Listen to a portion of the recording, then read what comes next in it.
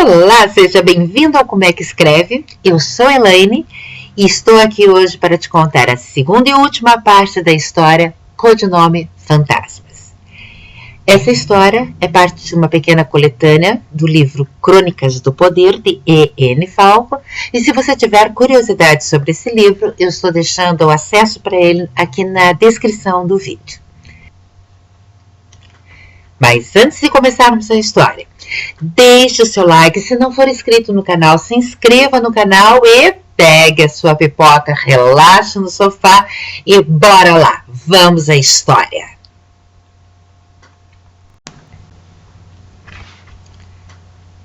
Codinome Fantasmas, segunda parte, Morte aos Rebeldes. Capítulo 13. Pensativa e solitária, Agnes cogita, mais uma vez, vender a bela casa vitoriana e mudar-se para um lugar menor. Sua vida não vai nada bem e ela sente necessidade de promover algum tipo de mudança. Ela busca explicações para o que está acontecendo, mas encontra poucas respostas que estejam no seu controle.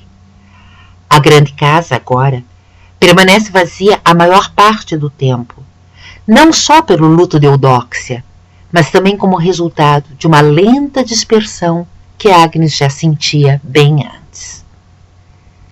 Mas o que mais a preocupa é que os negócios da família também decaíram. Agnes não sabe quando os problemas começaram, nem a real situação das finanças, mas sabe que os parentes estão brigando e acusando uns aos outros, histórias confusas e cheias de detalhes. Para Agnes, a notícia chegou 2 anos atrás, com Eudóxia ainda viva, quando seus pais anunciaram a aposentadoria e o fechamento das lojas. Até onde sabe, parte significativa do patrimônio dos pais foi utilizada nas despesas de fechamento, entre encargos trabalhistas, dívidas com fornecedores e empréstimos bancários que precisavam ser saldados. Na época, ela questionou a decisão, mas como passou a vida afastada e nunca se interessou em herdar o negócio, não se sentiu confortável para falar sua opinião em voz alta. Mas chegou a perguntar a Eudóxia, que provavelmente sabia mais do que ela, e afirmou peremptoriamente que o menor prejuízo é sempre o primeiro. Na época, Agnes não entendeu e Eudóxia não explicou. Mas agora começa a entender. Ela sabe que seus pais estão com recursos limitados, mas sem dívidas, envelhecendo com simplicidade. O oposto do que acontece com o restante da família, que ainda tenta manter as aparências dos negócios enquanto são engolidos por dívidas impagáveis. E Agnes olha tudo com atenção, sentindo que para ela também é chegado o tempo de reduzir. Já não tem a mesma facilidade para levantar fundos. O dinheiro que recebe em direitos autorais mal mantém suas despesas básicas. Poderia pedir ajuda, chegou a conversar com alguns amigos, mas o resultado foram poucos trabalhos eventuais que nunca tinham continuidade. Enquanto isso, a maioria dos amigos narrou dificuldades similares, estagnação nas carreiras, doenças na família e endividamento, em maior ou menor grau. Por isso, a ideia de vender a casa. Em um lugar menor, um custo menor, Agnes conseguiria viver com o que ganha. Quanto mais tempo permanecer aqui, mais terá que dispor de suas reservas com o custo de manutenção da pequena mansão. E pensa, o que farei quando até as reservas acabarem? Difícil é se desfazer de tantas lembranças.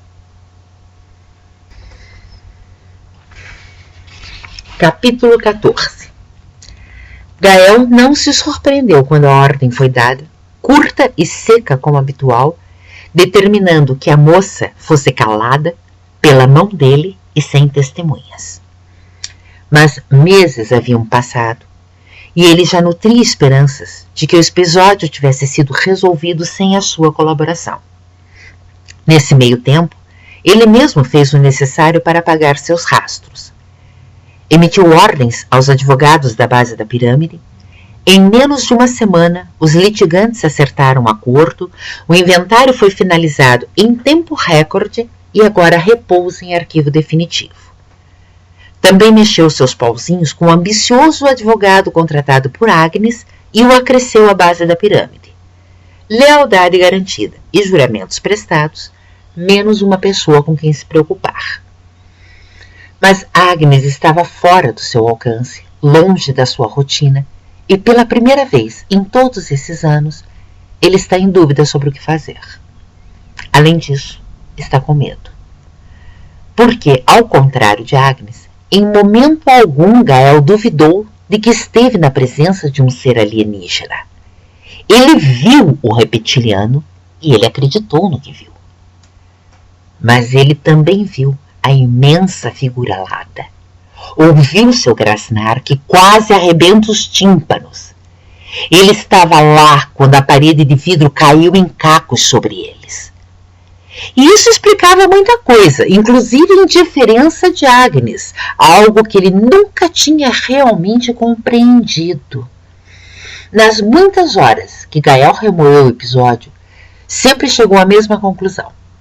Para ele, a indiferença resultava dela ser uma alienígena, provavelmente de alguma espécie que não gosta muito de homens humanos. E agora está nas mãos dele matá-la.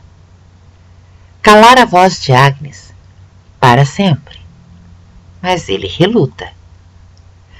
Matar não estava nos seus planos, muito menos fazê-lo com a bela Agnes. E de certa forma ele se sente enganado. A promessa daquele fatídico dia é que ele a levaria sozinha e no saguão eles a tornariam uma mulher submissa à sua vontade, lambendo o chão onde ele pisa. Ele fez a sua parte, não tem culpa do desastre do resultado, e agora recebe a incumbência de matar o seu próprio prêmio. E tem medo, ele pensa. Ela é uma alienígena, ora bolas, um ser de 6 metros de altura, com poderes sobrenaturais, forte o bastante para destruir uma parede de vidros reforçados só com o som da sua voz. Como eu posso enfrentar um ser de tamanha magnitude sendo apenas um simples mortal? Gael acredita que ela tem poder para destruí-lo, muito antes que ele possa sequer se aproximar. E só isso foi razão suficiente para que ele não a procurasse, por mais que tivesse o desejo, nos meses que passaram. Por sorte, a ordem veio com um prazo razoável para ser cumprida. Ele tem algum tempo para pensar, decidir e elaborar uma estratégia.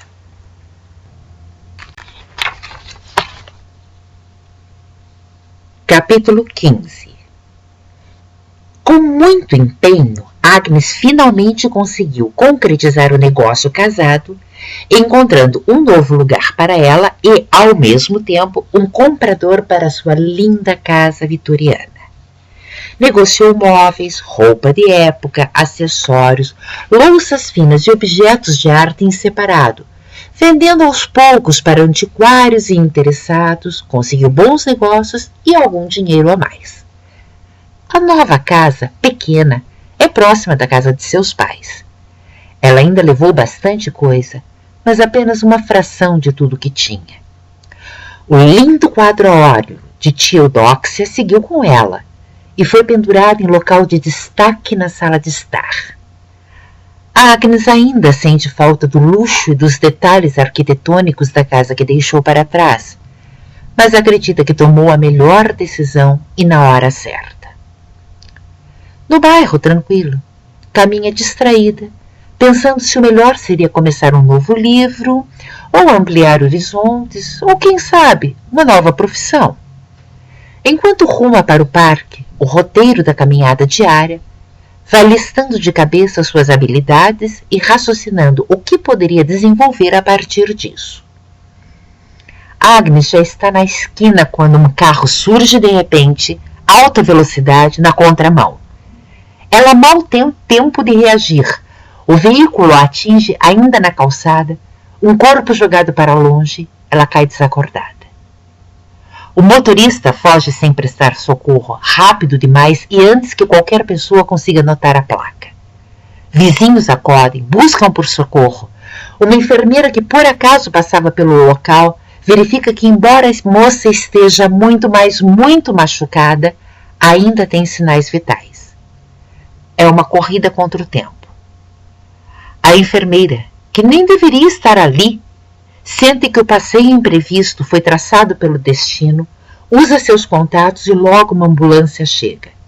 Agnes é levada ao hospital à beira da morte, com várias fraturas expostas e inconsciente. Codinome Fantasmas. Capítulo 16. Gael dirigiu por 4 horas até chegar ao destino, perseguido pela sensação do baque no capô do carro e a imagem do corpo voando pelos ares como fosse uma boneca. Foi um planejamento concebido para uma única oportunidade, sem margem de erro. Meses antes, arrendou um espaço no sítio de um contato da base da pirâmide. Ali construiu uma garagem como um bunker sobre um galpão de armazenamento. Encomendou alavancas e roldanas que lhe permitissem mover sozinho pesadas estantes. Por fim, programou suas férias para que coincidissem com o início do único dia do ano em que o sítio fica completamente vazio, quando todos os funcionários participam da importante feira na festa religiosa da cidade próxima. Neste fim de tarde, dirigiu sem pausa e só desceu do carro esporte, de um vermelho vivo como sangue, depois que chegou ao sítio e conferiu que estava mesmo sozinho. Olhou o veículo antes de abrir o celeiro. Verificou que o amassado no local do impacto e respingos de sangue não era significativo o bastante para chamar a atenção. Suspirou de alívio. Tudo o que não precisava era de uma sucessão de testemunhas, vendo um carro acidentado e com marcas de sangue traçando seu caminho de fuga. No celeiro, conduziu o carro até a garagem subterrânea pela rampa pequena, um pequeno sentimento de perda pelo veículo caro que usou uma única vez. Depois arrastou a tampa até que o piso se completasse, e então veio a parte mais difícil, deslocar as estantes de madeira maciça para garantir que ninguém mais abriria tal entrada. As alavancas e roldanas funcionaram a contento, 2 estantes pesadas sobre o piso impedindo a passagem, mas no final ele estava esgotado com o esforço físico e ainda faltava preenchê-las com a papelada inútil que havia reunido, supostos documentos que serviam como um último cuidado caso algum curioso inoportuno ousasse investigar seus passos. Fechou o depósito, depois foi tomar um banho. Estava no chuveiro quando ouviu o ruído da família do caseiro, felizes retornando da festa. Ele não sabe se Agnes está morta, mas espera que sim. Muito tempo atrás leu um romance policial que afirmava que a primeira vez era mais difícil. Mas agora que ele teve sua primeira experiência, tem dúvidas. Ele só fez o que fez porque era necessário. Pelo resto da noite, Gael repete para si o discurso que criou e que lhe deu coragem para matar. Ele sabe que faz parte de uma ordem que está construindo um novo mundo, uma nova sociedade melhor e mais organizada, onde ele mesmo terá uma posição de poder e liderança. E nesta nova ordem, Agnes representava o caos, a rebeldia, a força de oposição que precisa ser vencida. Ele pensa: imagine um mundo sendo destruído por imensas criaturas aladas, uivando gritos que enlouquecem, seduzindo e perseguindo pessoas inocentes como eu mesmo já fui? Gael tem fé que travou uma boa batalha, no que acredita ser uma luta interestelar pelo domínio da Terra, certo de que, como em qualquer guerra, é preciso escolher um lado. Capítulo 17. Gael está surpreso e maravilhado com as informações a que tem acesso agora que sua ascensão na hierarquia foi consolidada. Finalmente está chegando ao topo. Deixou para trás as ordens ríspidas e secas que lhe cabia obedecer sem questionar e passou a integrar o núcleo duro daqueles a quem cabem as decisões estratégicas. Para ele, não era novidade que quando algo é oferecido de graça, o produto é o próprio consumidor.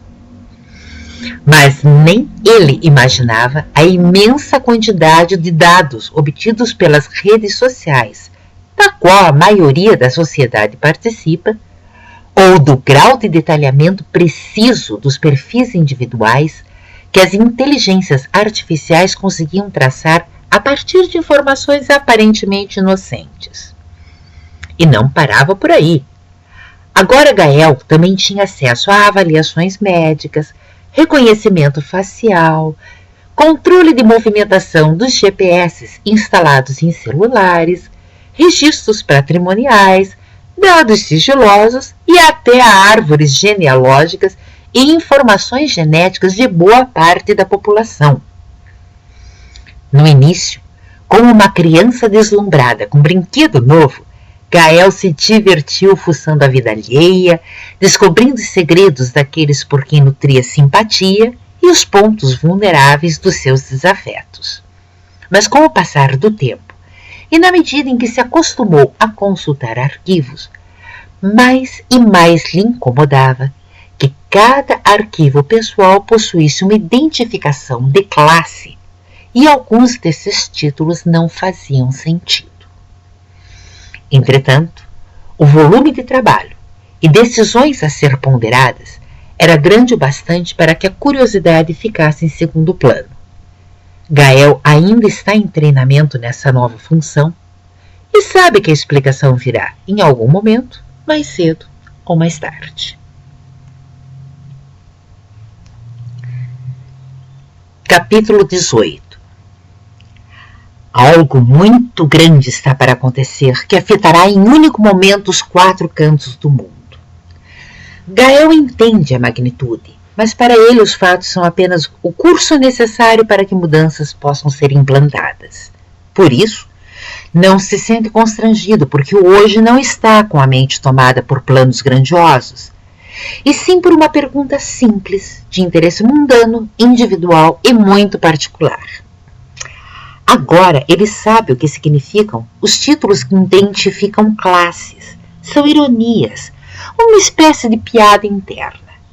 Na última reunião, os significados lhe foram contados às gargalhadas e ele se obrigou a rir junto, mesmo não achando graça. Mas na solidão da noite, na privacidade de seus aposentos, Gael finalmente abre o arquivo que evitou todo este tempo. Ele já sabe que Agnes não está morta, mas está paraplégica, confinada a uma cadeira de rodas. Ela perdeu parte significativa de seus movimentos, já não tem mais como viver sozinha e depende dos pais para as atividades mais básicas. Mas isso ele sabe porque o advogado dela agora age como seu espião e o mantém informado, e porque um resquício de culpa ainda assombra o que restou da consciência de Gael. Ele hesita uma última vez, depois digita os códigos para acessar os dados de Agnes. Não lhe interessam informações pessoais, seu estado atual, condição financeira ou eventuais pequenos segredos. O que ele quer saber é como são classificados os seres extraterrestres que caminham pelo mundo disfarçados de humanos. A pasta abre, primeira página, e no canto direito está a codificação. Ele lê: codinome Fantasmas. Confuso, Gael lê 2, 3 vezes seguidas a indicação clara. Ele lembra da explicação dos colegas, como gargalharam desprezando aqueles que jamais chegarão aos seus objetivos. Ele lembra com clareza da informação de que a base da pirâmide tem um departamento voltado exclusivamente a criar óbices aos fantasmas, para que eles desviem de seus caminhos a cada passo em frente sejam 2 de retrocesso.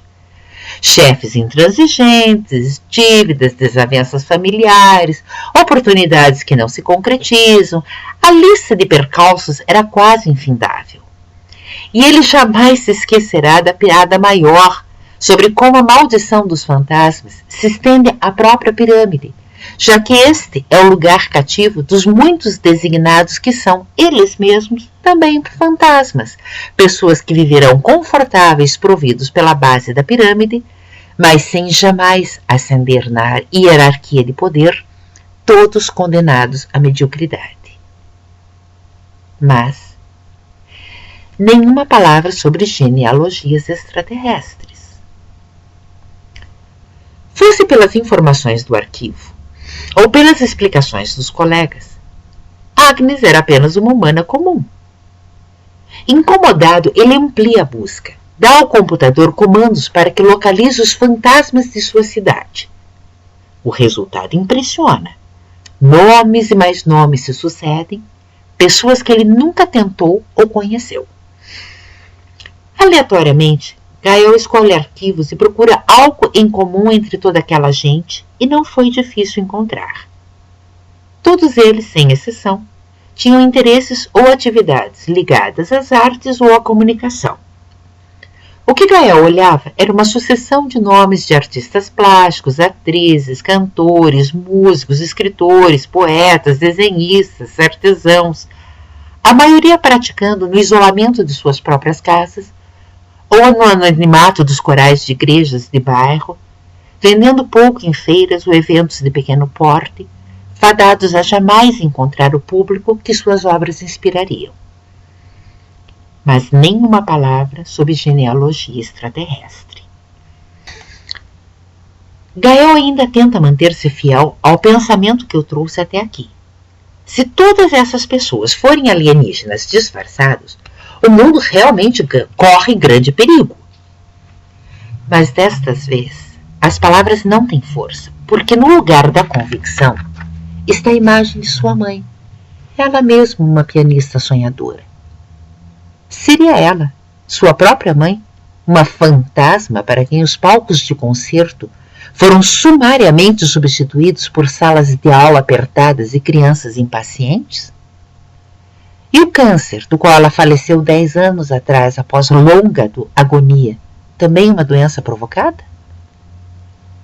Por um momento, Gael se permite sair do condicionamento rígido que mantém há anos e pensa como seria sua cidade se cada um dos fantasmas tivesse seguido carreira sem os óbices artificialmente plantados. Talvez hoje vivesse uma sociedade cheia de música, poesia e arte, tal como eram os sonhos românticos da mãe falecida. Agnes. Tudo o que ele tanto admirou, agora destruído. A linda casa vitoriana virou um comércio, e dos detalhes intrincados da arquitetura antiga, pouca coisa foi mantida. As louças, as obras de arte, tudo mais que criavam a ambientação sofisticada, foi vendido aos pedaços, perdendo identidade. Os livros que escreveu, sem divulgação, repousam no fundo de poucas estantes, aguardando leitores que jamais chegarão. Enquanto a vida dela era destruída aos poucos, ele regozijou vê-la descendo a escada social enquanto ele adquiria glória e poder.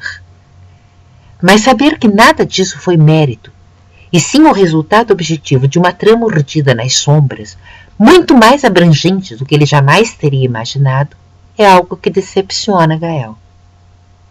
Então ele fecha os arquivos em gesto súbito e desliga o computador. Não pode permitir que seus pensamentos tomem rumo tão perigoso.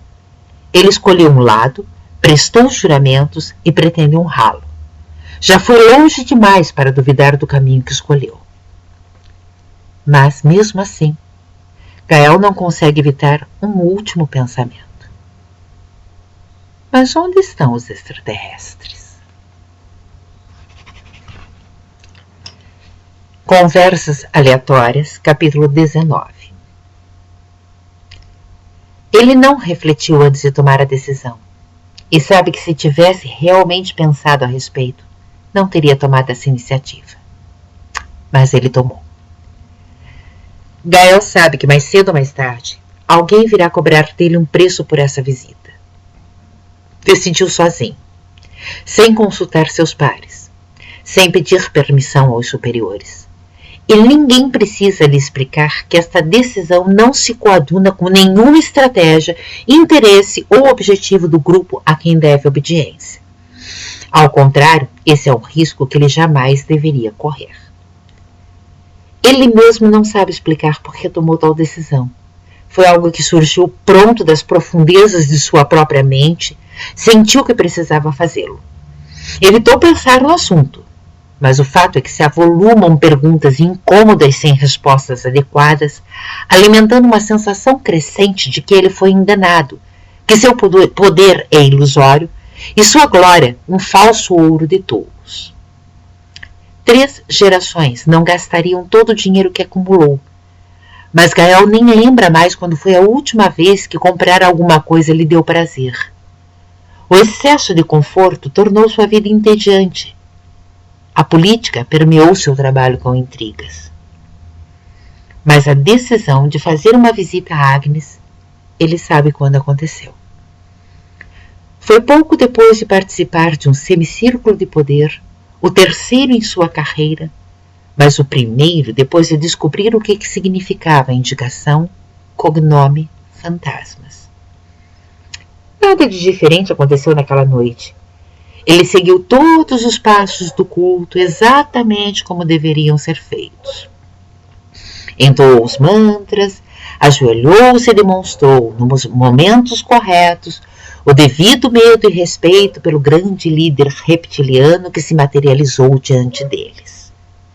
Mas desta vez eram gestos aprendidos.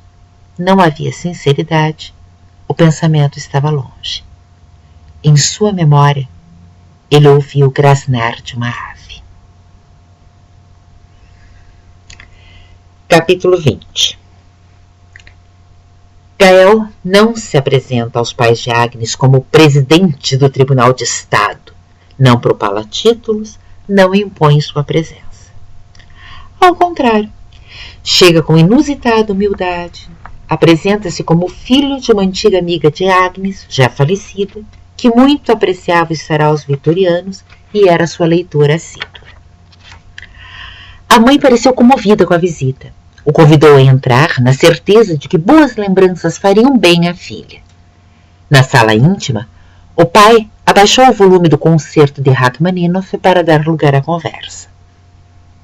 Agnes o reconheceu, ele sabe, leu em seus olhos. Mas ela nada disse quando a mãe o apresentou, manteve a meia-verdade educada, ao menos naquele momento. A visita curta foi agradável, conversaram amenidades, embora Agnes tenha permanecido quieta a maior parte do tempo, aparentando sentir dor. Gael não forçou sua presença. Permaneceu o pouco tempo protocolar de uma visita para alguém adoentado. Mas na porta de saída pediu licença à mãe dela para retornar, o que ela consentiu com um sorriso meigo. Capítulo 21. Primeiro Gael discutiu com ele mesmo. Parte dele arrependido por ceder à tentação de consumar uma primeira visita, a outra parte determinada a repetir o ato. Era como se 2 pessoas distintas habitassem o mesmo corpo, cada qual com opinião oposta. E venceu a segunda. A partir dali, Gael planeja cuidadosamente as visitas que faz a Agnes, evitando que sua presença se torne inconveniente. E sabe que está sendo sucesso, porque depois da segunda visita, uma espécie de código de conduta acabou estabelecida sem necessidade de palavras. Quando ele chega, o pai ou a mãe o conduzem à sala interna, deixando o casal sozinho a conversar. Depois de alguns minutos, um pouco mais a cada visita, a mãe interrompe oferecendo alguma coisa, um suco, café ou pequeno lanche, e esta é a deixa para que ele se retire. Educadamente, ele se serve do que lhe foi oferecido, tece 1 ou 2 elogios e se levanta para sair. As visitas são tão inusitadamente agradáveis, ainda que seja um contraste absoluto com os ambientes de luxo e poder que permeiam o restante de sua vida atual. Ali encontra um ambiente de inacreditável inocência que o faz lembrar de sua infância. Já falagou o casal atencioso em comentários e gestos idênticos como eram os dos seus pais falecidos e gosta da música clássica sempre presente nos silêncios das conversas. Para Gael, estar com Agnes é como respirar suave na tensão contínua que sua vida se tornou. Capítulo 22. Era para ser só mais uma visita como todas as outras, mas nesta tarde Agnes parece impaciente. Suas respostas estão mais ríspidas do que o normal. Há mais momentos em que o silêncio predomina. E é rompendo um desses silêncios incômodos que Agnes pergunta sem meias palavras. Quando você vai me perguntar o que realmente quer saber? Ela não está olhando para ele. Tem o olhar fixo em um bibelô pousado na estante. Despreparado, Gael murmura. Como? Agora sim, ela o olha nos olhos. Suas visitas não são por acaso. Sinto pelo falecimento da sua mãe, mas não é por saudades dela que você vem aqui. Uma vez na vida, seja sincero e pergunte o que quer saber.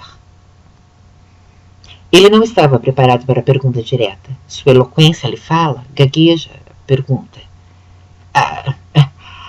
Aquela noite, você sabe qual? Sim, eu sei, e daí? Então, veja, eu queria saber. Capítulo 23. Gael abre outra garrafa de vinho.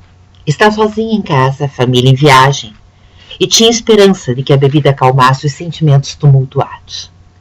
O resultado, entretanto, foi o inverso. Agora Gael está bêbado e o fluxo de pensamentos tresloucados só faz aumentar.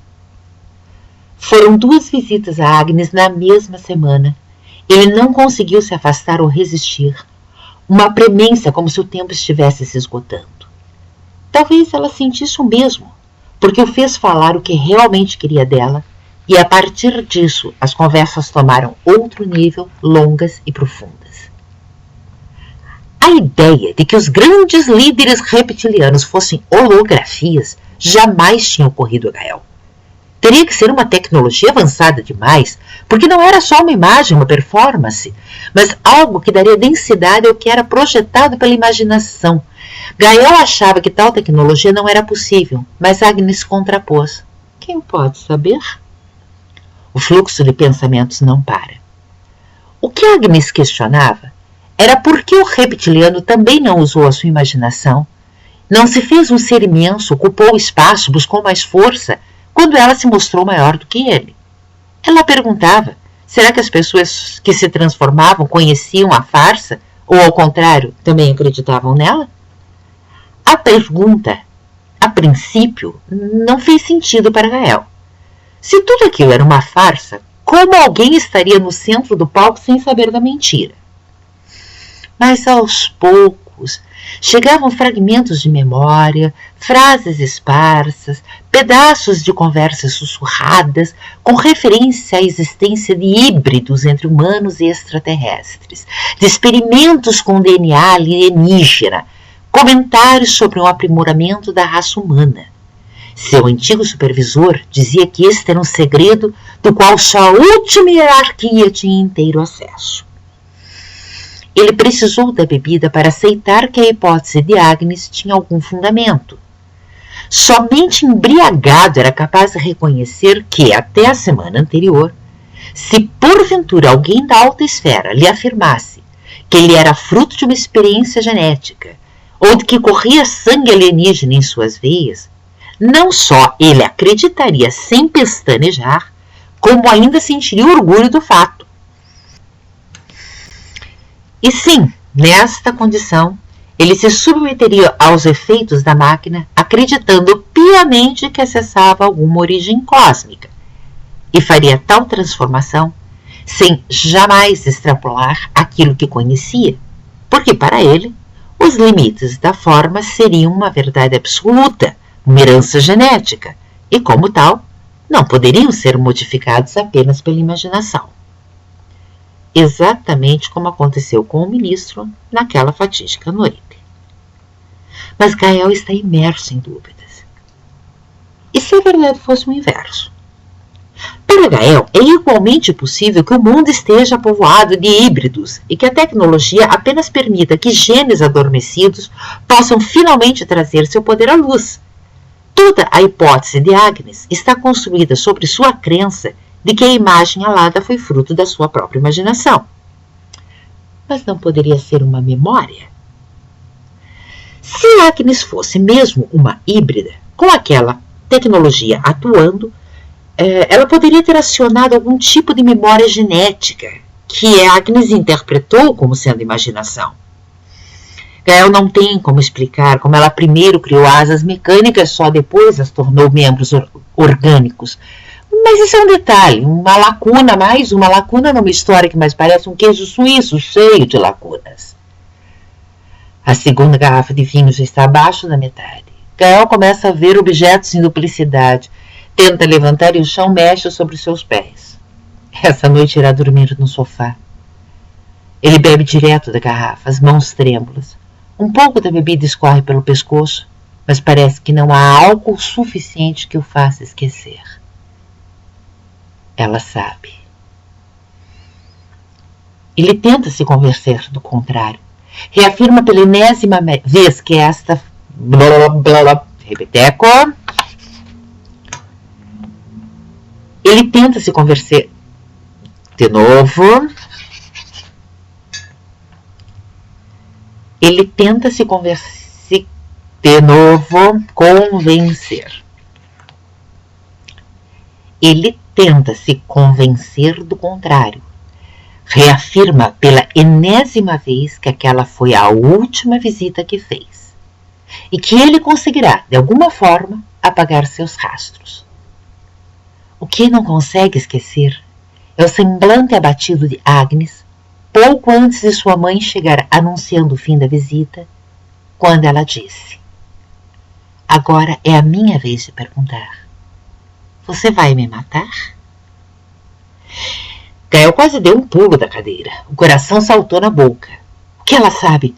Até onde já foi capaz de deduzir? Agnes é a mulher mais inteligente que ele conhece. Tem um raciocínio lógico impecável e a imaginação de escritora para preencher lacunas. O olhar límpido não deixava dúvidas. Ela já tinha associado a noite fatídica, o acidente e as improváveis visitas de um Gael cheio de perguntas. Ele ficou parado, boca aberta, sem saber o que responder. 2 dias depois, bêbado no sofá, ele ainda não tem uma resposta. A Última Dança, capítulo 24. Mais cedo ou mais tarde chega o dia em que as contas precisam ser pagas. Primeiro veio a ordem, mas agora ele e o homem estão na mesma linha de hierarquia.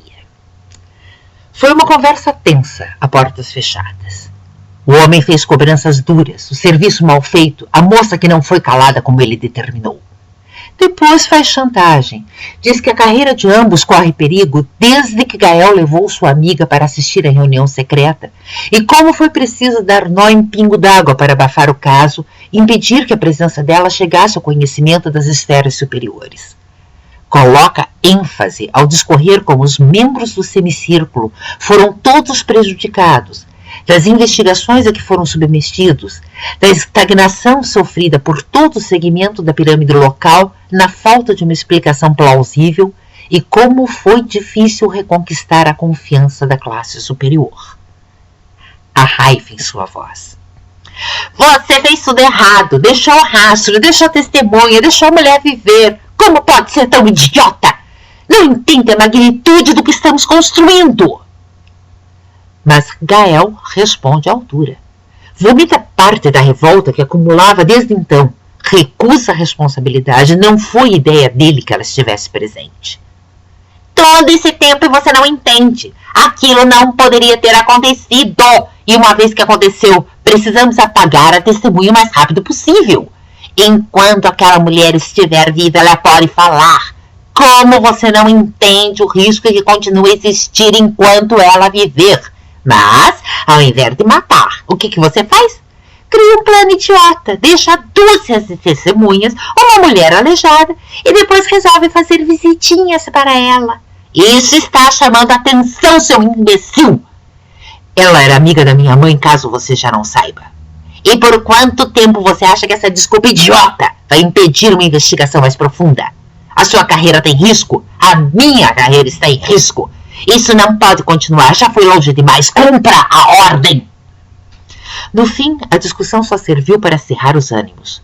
A ordem havia sido dada antes das promoções de Gael e não tinha sido cumprida a contento. Nenhum argumento convenceu o homem, que repete a ordem categórico e já com a mão na maçaneta, saindo da sala, completa com ênfase e em voz alta. Aquilo foi um escândalo e eu não admito sequer a hipótese desse caso ser reaberto. Não seja idiota e não se esqueça. Sem testemunhas. Gael não gostou da discussão e nem do tom de ameaça nas entrelinhas. Não sabe quais seriam as consequências de uma recusa direta, mas a discussão deixou claro que a ordem não tinha emanado de nenhuma instância superior. Ao contrário, era apenas a tentativa desesperada de um homem decidido a esconder seu erro. Gael ainda refletia quando chegou a notícia. Agnes está cada vez mais fraca. E em respeito a todas as visitas que ele fez a ela, a mãe mandava avisar que se a filha não reagir aos medicamentos ainda hoje, será internada na manhã do dia seguinte, sem data prevista para a alta. Gael cancela todos os compromissos, sai de seu gabinete atarantado, mas dirige o carro a esmo por algum tempo, tentando decidir o que fazer. A saúde de Agnes é tão frágil que a piora pode ser natural, apenas um agravamento do seu estado. Ou não. Ela pode ter sido atacada, envenenada, ou qualquer outra intromissão do homem cuja ordem foi desrespeitada e ainda aguarda cumprimento. Ao mesmo tempo ele pensa, mas quais são as opções? Se ele for até ela, ele mesmo será o mensageiro da morte. Capítulo 25. A mãe tinha os olhos marejados d'água quando saiu do quarto e os deixou sozinho. Gael se acomoda na cadeira posta à cabeceira da cama, impressionado com os olhos fundos e a apatia de Agnes. Mesmo assim ela murmura, tão baixo que ele mal consegue ouvir. Hoje é um bom dia para morrer. Ela move o braço para a beira da cama, depois segura a mão dele, um gesto que nunca tinha permitido antes, e diz com a voz serena: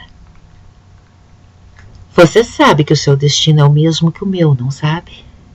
Que eu sou o último elo, o trunfo que você ainda tem para manter a vida que conhece. Por um momento, Gael pensa que ela está delirando. Como? Então Agnes sorri, fecha os olhos e pronuncia pausado, baixinho, como que repetindo a fala de um filme. Sem testemunhas. Assustado, Gael livra a mão e de um salto se levanta da cadeira. Dá um passo para trás, não consegue entender o que está acontecendo. Como ela poderia repetir as exatas mesmas palavras da ordem que ele recebeu? Na cama, impassível, Agnes lentamente recolhe o braço, depois permanece imóvel, olhos fechados, parece dormir. Ele tenta se acalmar. Senta-se outra vez na cadeira, respira fundo e pergunta com a voz mais suave possível o que ela quer dizer com isso. Mas Agnes não responde. Permanece na mesma posição, a respiração tão fraca que mal dá para perceber. Gael sente a onda de medo subindo pela espinha e travando na garganta. Para saber a ordem que recebi, nas exatas palavras. Então ele está em pânico. Não consegue tirar os olhos de Agnes. As conversas, os questionamentos, tudo dança em sua cabeça sem qualquer sequência lógica. Mas naquele momento, para ele, Só há uma explicação para que Agnes conheça, com tanta precisão, o que foi dito a ele em particular e longe dali. Telepata. Alienígena. Ele não está raciocinando quando estende o braço na direção do travesseiro macio que guarnece a cama, esquecido a um canto. Ele para de pensar quando coloca o travesseiro sobre o rosto de Agnes e pressiona. Na sua imaginação, ela ainda pode se transformar na mulher alienígena a qualquer momento para atacá-lo ou defender-se. Ou pode invadir os seus pensamentos, talvez controlar os seus atos ou enlouquecê-lo com os uivos da ave agourenta. A moça se debate, mas fraca. Mal consegue erguer os braços em pequena distância. Depois parece desistir. O corpo aquieta, relaxa e ela permanece imóvel. Mesmo assim, Gael segura o travesseiro sobre o rosto por mais alguns segundos. Imagina que seria capaz de sentir o momento da morte. Gael tem certeza que quando ela se fosse, junto iriam embora todos os questionamentos que a sua telepatia induziu, todas as dúvidas que aquela alienígena lhe incutiu. Então, ele recuperaria seu autocontrole e também a sua autoconfiança. Mas os segundos passam. Agnes está totalmente imóvel. Não há sinal de respiração. Devagar, ele retira o travesseiro. Nenhum movimento. Gael recoloca o retângulo macio no mesmo lugar da cama onde o encontrou. Agnes, olhos fechados, dorme o sono eterno. A compreensão vai chegando devagar. Gael deixa a lágrima escorrer e sua dor é genuína. Agnes está morta, mas nem um único pensamento dele se esvaiu com o falecimento. Não há nenhuma sensação de paz. Todas as dúvidas e cada questionamento exatamente onde sempre estiveram. Nunca foi ela. Ele cai em prantos aos soluços, sentindo-se um monstro. Os pais da moça escutam o choro e nem precisam explicação. Correm ao lado da cama, consolando um ao outro, pranteando a prematura partida da única filha. Capítulo 26. Gael permaneceu ao lado dos pais de Agnes até a chegada de parentes próximos e do médico da família chamado para atestar o óbito e liberar o corpo. Depois dirigiu o carro, andando devagar, buscando o trajeto mais longo e caminhos aleatórios, adiando a volta para casa. Por 2 vezes precisou estacionar para secar as lágrimas, incapaz de enxergar o trânsito com os olhos marejados. Ele não pode voltar para casa, não agora, não nesse estado. Gael está confuso, os nervos em frangalhos, o rosto marcado pelo choro. Mas em casa o espera esposos, filhos e empregados, pessoas que nunca saberiam o que ele fez ou quem de fato ele é. Assassino. A palavra dói na consciência. Ele para o carro num posto de gasolina e pede ao frentista que complete o tanque. Enquanto aguarda, olha pelo retrovisor. Um carro preto com filtro escuro nas janelas cruza a esquina e estaciona pouco adiante. O frentista apresenta o débito. Gael digita a senha de pagamento, mas continua incomodado com o veículo preto ainda na esquina. Uma vaga lembrança de já ter passado por esse mesmo carro há pouco tempo no trajeto aleatório que está fazendo. A distância não é grande, consegue ver a placa, anota o número no verso do recibo. Ele sai do posto de gasolina devagar, prestando atenção tanto no trânsito quanto no carro escuro. Retorna à via e constata que o veículo preto faz o mesmo. Mas Gael se sente tão confuso, tomado por emoções, que se recusa a entrar em mais uma paranoia de que se esteja sendo seguido. Prefere fazer um teste, uma brincadeira, e está com tempo de sobra. Então muda o trajeto, mais uma vez, toma atalhos, volta nos caminhos que já tinha feito, até chegar na praça bonita e distante, onde sempre há crianças brincando. Gael circunda a praça. Atrás dele, o mesmo carro preto. Ele reduz a velocidade, aproveita um sinal fechado, confere a placa. É o mesmo carro. Com os olhos na memória, Gael reviu Agnes em seus últimos momentos. Você sabe que o seu destino é o mesmo que o meu, não sabe? O sinal abre. Gael enfia o pé no acelerador e sai cantando pneu. Atrás dele, o carro preto segue em velocidade. Sem testemunhas. A perseguição começou. Requiem.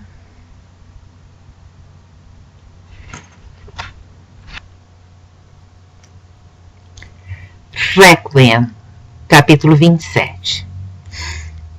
No dia seguinte, uma nota foi acrescida no site do Tribunal de Estado. Nota de falecimento.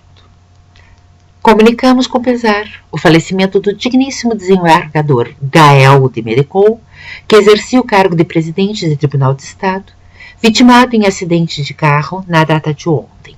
Deixa esposa e 2 filhos. O velório acontece no salão oficial, no prédio central do Palácio Judiciário, até às 16 horas. O enterro será em cerimônia privada, restrito a familiares e amigos. Foi decretado luto oficial em todas as comarcas do estado, pelo prazo de 3 dias a contar da presente data, em consideração aos amigos. De novo. Nota de falecimento. Comunicamos com pesar o falecimento do digníssimo desembargador Gael de Medicol, que exercia o cargo de presidente do Tribunal de Estado, vitimado em acidente de carro na data de ontem. Deixa esposa e 2 filhos. O velório acontece no salão oficial, prédio central do Palácio, onde prosseguirá até às 16 horas. O enterro será em cerimônia privada, restrito a familiares e amigos. Foi decretado luto oficial em todas as comarcas pelo prazo de 3 dias, a contar da presente data, em consideração a familiares, colegas e amigos.